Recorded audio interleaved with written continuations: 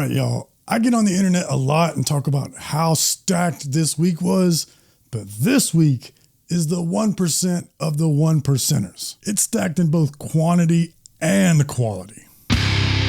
Welcome, metalheads. I'm the host of Heavy Metal Philosophy and writer for Metal Digest, JonBarbas. Make sure you stick around to the end of the episode for this week's album art of the week. It's the weekend. That means we got new metal albums dropping on us, and I'm bringing you my 5 favorite. But as always, before we do the top 5, let's talk about the big bands that dropped albums this week. First up, the long-awaited Coroner, Dissonance Theory, the rush of thrash metal are back after 30 years. And if you're wondering why it took them 30 years to put out another album, I'll have a link for you at the end, but let's keep this show moving. Now, I'm not a power metal aficionado, so if you are, let me know. Is Sabaton the biggest band in power metal? They've got a new record called Legends. And let's just do a whole section of power metal. There's a new record from Battle Beast called Steel Bound. Whole lot of heavy metal tropes on this one, but there are a couple of surprises. One sounds like some swinging yacht rock, but power metal. Now, sometimes I get a little bit of pushback from y'all when I include some sort of metalcore band or modern metal or deathcore in this big band section, but I don't ever seem to get any pushback for power metal like this.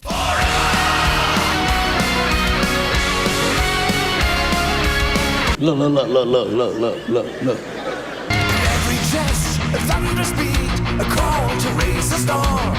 Look at this. Somebody come look at this. For justice we were born. Look at this. Somebody come and look at this. Eternal guardians forever. Look at this. All right, now let's get into some bands that are more my speed. Speaking of OGs, new record from Biohazard called Divided We Fall. And I love Unto Others, and they have taken a side quest. They've gone on this silly, fun-loving, Halloween-themed punk rock record called I Believe in Halloween Part 2. You'll definitely want to check this one out if you like anything that Unto Others has done before. And lastly, before we jump into the top 5, the boys from Atlanta, Silly Goose, have a new record called Keys to the City. I told a story on the podcast about how I was leaving a Behemoth concert and they come screeching down the street in the flatbed truck playing new metal for the masses. You'll want to check this one out. Now let's do the top 5. Coming in at number 5 from New York, the pioneers of slam, Internal Bleeding with Settle All Scores. And these guys are not content to rest on their laurels. Now maybe it's the infusion of new members that has really driven them, or perhaps Internal Bleeding just can't be anything but incest. But the tape doesn't lie. This sounds like a band with a chip on their shoulders. Long live the Kings. Coming in at number 4, Grave Ripper from Welcome to Tundra, blackened thrash metal out of Indiana, and they're back. They've still got that thrashy sound from their last record, which I loved, Seasons Dreaming Death, but now with more dour menace. They've got that same Motorhead-esque rock and roll swagger, but more evil and pissed off with high dynamics. It's a great time for thrash metal with New Testament, New Corner, but if you want your thrash metal more on the frenetic and enraged end of the spectrum, Grave Ripper is for you. Coming in at number 3, Tombs, Feral Darkness, blackened post-metal out of New York. Now, if you like your black metal with a sludgy sort of tone and a gothic swagger, then you can always rely on Tombs. And this is an apt title, Feral Darkness, because it's really raw and stripped down, but it's also dripping with atmosphere. Sometimes the tremolo picking guitars reminded me of a monastic chant. But then, of course, they are really good at cranking the gain and screaming your head off too. And there's a song on here called Nightland that really goes down to a doom-like pace. I was surprised by that one, but I was also pleased because of the dynamic shift of the record. It's like they really cared about the listener. Thank you, Tombs. May we have another? For number 2 and number 1 this week, we might as well call them 1A and 1B because they're both so strong. And your mileage will vary on which one you think is number 1.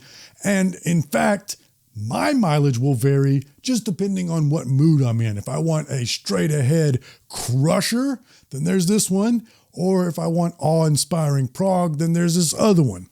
Let's just get started and you can tell me in the comments what you think. Coming in at number 2, tribal gaze with invading brilliance, death metal out of Texas.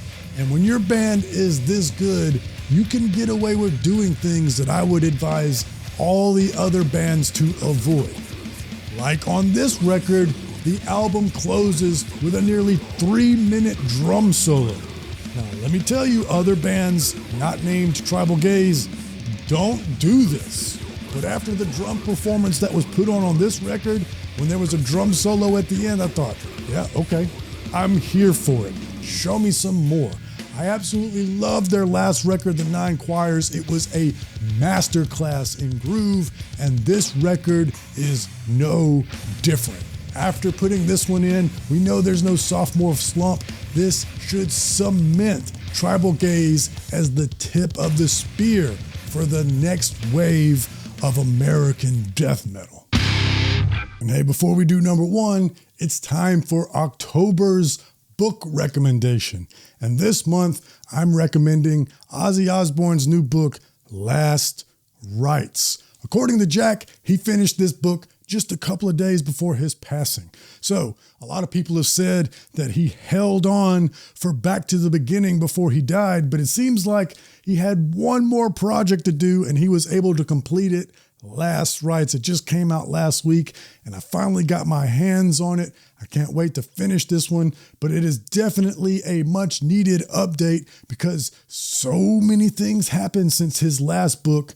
And I'm sure there's going to be some fun anecdotes in here. There will be a link in the description so that you can get your hands on a copy. It is an affiliate link. I will get a penny or two and you will get the last work that Ozzy ever did, Last Rites. Now let's do number 1.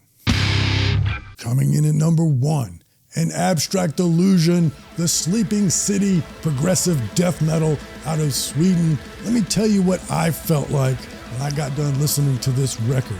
It was like you just had the most profound dream and you wake up and you can't remember the dream, but you think that you must have had some sort of epiphany. You solved some sort of problem that you've been grappling with for weeks or months, and you're upset with yourself because you can't remember the dream. How could I have forgot it was that important feeling and it happened just a few minutes ago?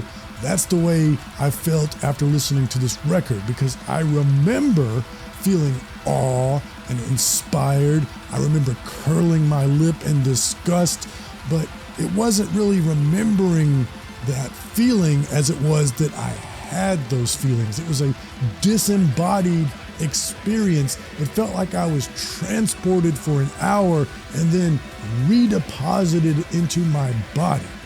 Good news is, unlike a dream, I can purposely and multiple times recreate this experience by spinning it again and again, which will be necessary because it's going to take more than 2 times to perceive all of the care and details put into this one. I highly recommend The Sleeping City.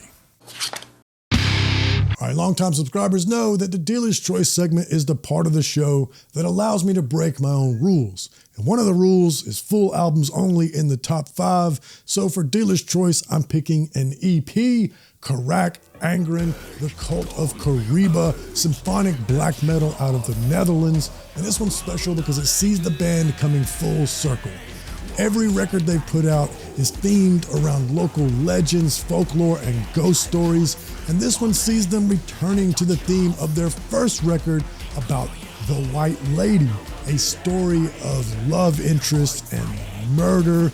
Really cool stuff there. There's a song on here called Draw Blood, total earworm chorus, and it's begging for live crowd participation, but the rest of the record is a speedy jaunt, and I can see that some fans might think it's a little bit too tight compared to some of their epic stuff from the past, where other fans might enjoy that there's no fat on this bone.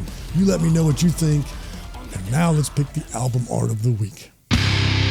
My favorite album art this week comes from Age of Ruin, Nothing Man. This is melodic death metal / metalcore out of the DC, Virginia area. And check this art out. I love that it's nature without a face. And the album is called Nothing Man, and nature is telling us to shh. I love this beautiful, vibrant, bright color scheme. Now, of course, I'm a metalhead, always wearing black. I don't want a lot of color all over the place.